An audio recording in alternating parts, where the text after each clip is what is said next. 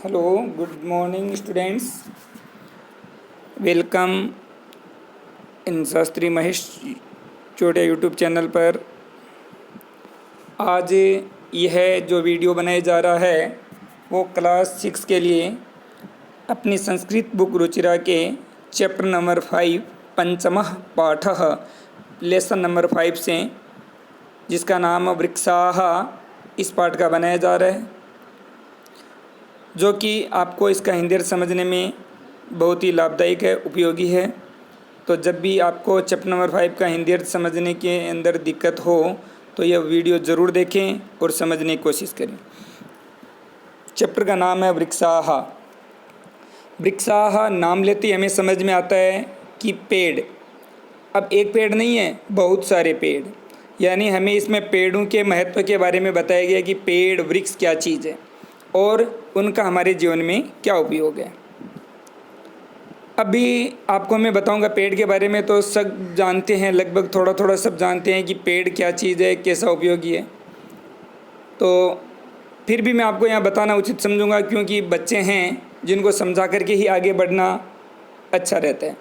तो बच्चों, वृक्ष है, पेड़, वो हमारे लिए सबसे मुख्य चीज़ से बताई गई है कि मनुष्यों के मित्र हैं और वो बहुत ही कल्याणकारी हैं और हमारे लिए उपयोगी हैं, क्योंकि पेड़ों से ही हमें पता है कि लकड़ी, छाया, ऑक्सीजन, फल, फूल, चारा, ये सारी चीज़ें पेड़ों से ही मिलती हैं। इसलिए हमारे जीवन में इनका बहुत महत्व है।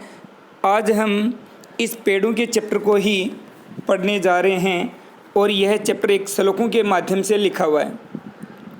तो श्लोक के छोटे छोटे श्लोक हैं, छोटे छोटे आप बच्चे हो तो इस चैप्टर को ज़रूर ध्यान से सुने।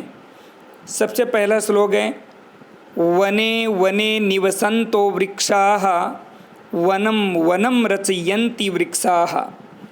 दोबारा सुनिए, वने वने निवसन्तो वृक्षाः वनम वनम रचयन्ति वृक्षाः।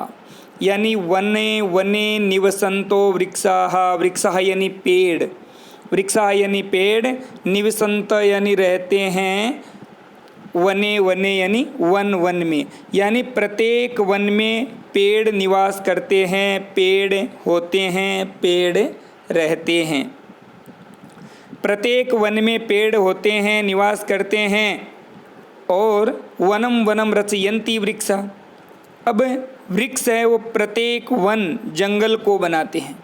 वृक्षाः यानी पेड़, रचयन्ति यानी बनाते हैं, वनम वनम यानी प्रत्येक वन को। यानी सीधी सीधी बात है कि प्रत्येक वन में पेड़ होते हैं और पेड़ों से ही वन बनते हैं। प्रत्येक वन में पेड़ होते हैं और पेड़ों से ही वन बनते हैं। इस श्लोक का अर्थ है, अर्थात वृक्षों से ही वनों का निर्माण होता है। श्लोक नंबर 2, शाखा दोला सीना विहगाः तैः किमपि कूजन्ति वृक्षाः। शाखा दोला सीना विहगाः तैः किमपि कूजन्ति वृक्षाः।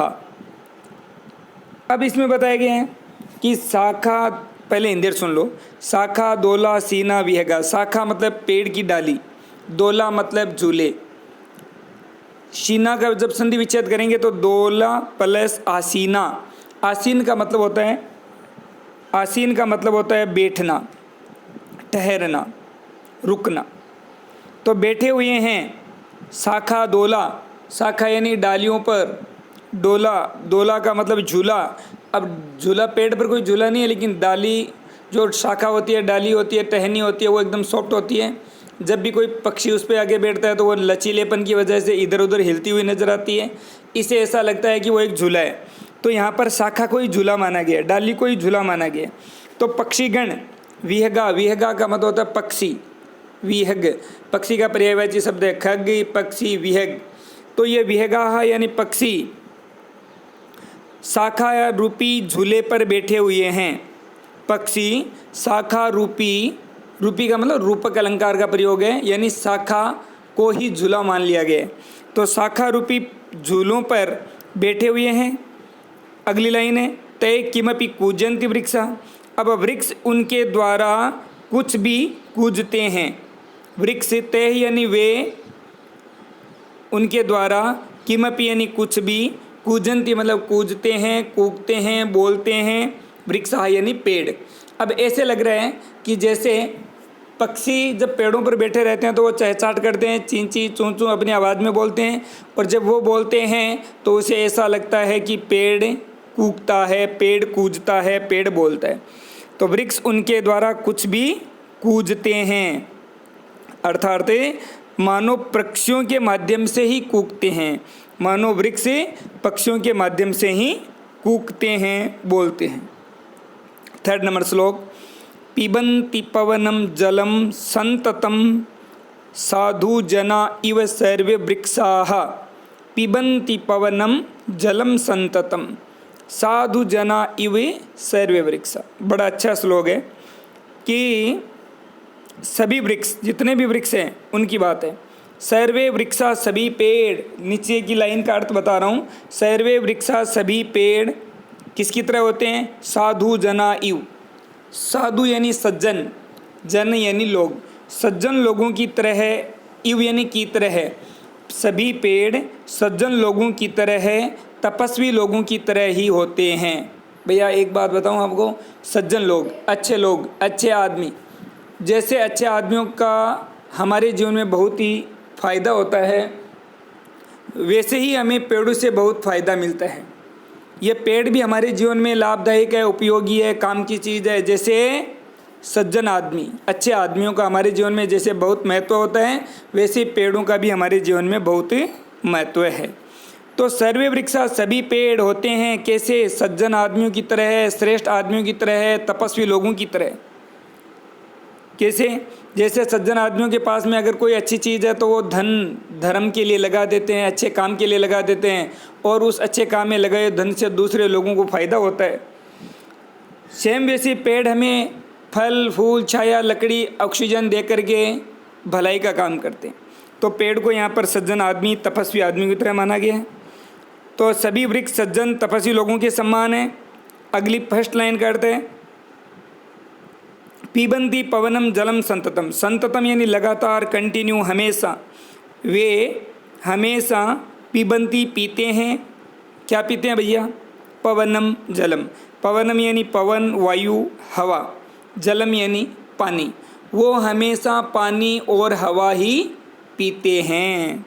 वे निरंतर वायु और जल ही पीते हैं, अर्थात वृक्ष तपस्वी लोगों के सम्मान, संसार का कल्याण करते हैं। नेक्स्ट नंबर 4, स्पृशन्ति पादैः पातालं च, स्पृशन्ति पादैः पातालं च नभः शिरसु वहन्ति वृक्षा। मतलब ये हुआ, अब इसमें आपको 2 चीज़ ध्यान देनी है। एक तो पादैः शब्द का अर्थ होता है पैर, और पैर आपको पता है नीचे के साइड में होते हैं। और शिरसु, सिर येसु यानी सिर, सिर होता है ऊपर की तरफ। अपने शरीर के अंग में देखिए तो सिर, मस्तक है ऊपर की तरफ है, पैर है वो नीचे की तरफ है। सेम वैसे ही पेड़ों की जो जड़ है, पेड़ों की जड़ है, उनको पैर माना गया है। पेड़ों के पैर क्या है? जड़। तो पेड़ों की जो जड़ है वो पाताल को स्पर्श करती है। पाताल मतलब ज़मीन के नीचे पाताल, जैसे पाताल लोक होता है, पृथ्वी लोक होता है और आकाश लोक होता है। इसमें पृथ्वी बीच में है, आकाश ऊपर है और पाताल नीचे है। तो पाताल की तरफ यानी बहुत ही गहराई तक पेड़ की जड़ जाती है।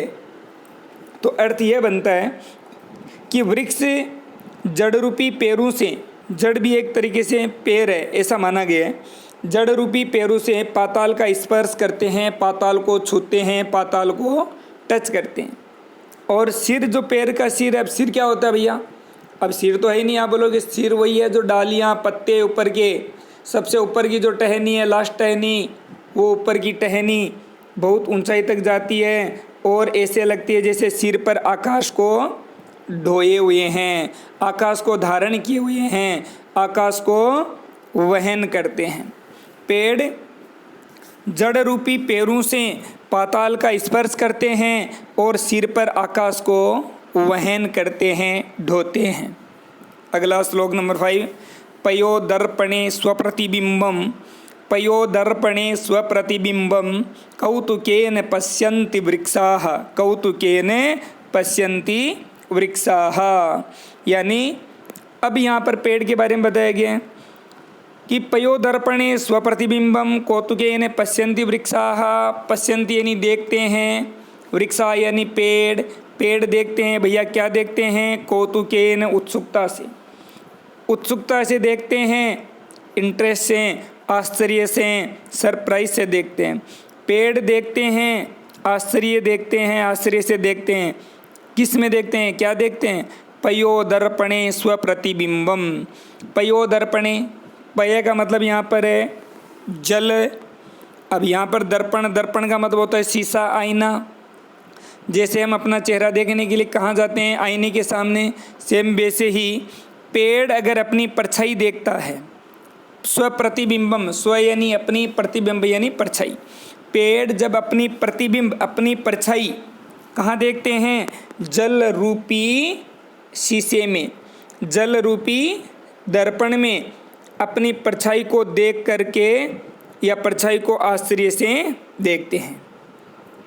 पेड़, सबसे पहले अर्थ लगाना है वृक्षाः यानी पेड़। पयोदर्पणे, जल रूपी शीशे में। स्वप्रतिबिंबम, अपनी परछाई। कौतुकेन, आश्चर्य से। पश्यन्ति, देखते हैं। पेड़ अपनी परछाई आश्चर्य से जल रूपी दर्पण में, शीशे में देखता है। लास्ट, प्रसार्य स्वच्छाय संस्तरणं कुर्वन्ति सत्कारं वृक्षाः। प्रसार्य स्वच्छाय संस्तरणं कुर्वन्ति सत्कारं वृक्षाः, यानी वृक्षाः यानी पेड़। वापस पेड़ पर ही आ जाओ भैया, अपना इसमें सब्जेक्ट करता है वो वृक्षा है, पेड़, वृक्ष। अब प्रसार्य मतलब फैला करके, एक एक वर्ड का मीनिंग बता रहा हूँ। प्रसार्य मतलब फैला करके, स्वछाया मतलब अपनी छाया, और संस्तरणम यानी बिस्तर को। संस्तरणम यानी बिस्तरों को। कौन से बिस्तर को? अपनी छाया रूपी बिस्तर को। वृक्ष अपनी छाया रूपी बिस्तर को फैला करके क्या करते हैं? कुर्वन्ति सत्कारम, सत्कार करते हैं, रेस्पेक्ट करते हैं, लोगों का सत्कार करते हैं, लोगों का आदर करते हैं, लोगों का मनोभाव है वो दर्शाते हैं। यानी सेम अर्थ है इसका कि वृक्ष अपनी छाया रूपी बिस्तर को फैला करके लोगों का सत्कार करते हैं, अर्थात वृक्ष लोगों को छाया प्रदान करते हैं और वे हमारे लिए बहुत ही उपयोगी हैं, बहुत ही काम की चीज़ हैं। इसलिए मैं ज़्यादा कुछ नहीं कहूँगा, इस चैप्टर का हिंदी अर्थ कंप्लीट हुआ। अब मेरी एक ही आपसे प्रार्थना कि सभी बच्चे अपने जीवन में कम से कम एक एक पेड़, जीवन की बात कर रहा हूँ मैं, लगाना तो हर साल चाहिए एक पेड़।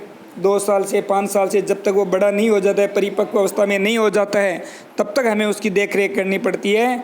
इसलिए हमें एक पेड़ अपने जीवन में ज़रूर लगाना चाहिए, और लगाना ही नहीं बच्चों, उसकी देख रेख भी हमें करनी चाहिए। थैंक यू, धन्यवाद। नेक्स्ट वीडियो में अपन नेक्स्ट चैप्टर के बारे में जानकारी करेंगे। Thank you.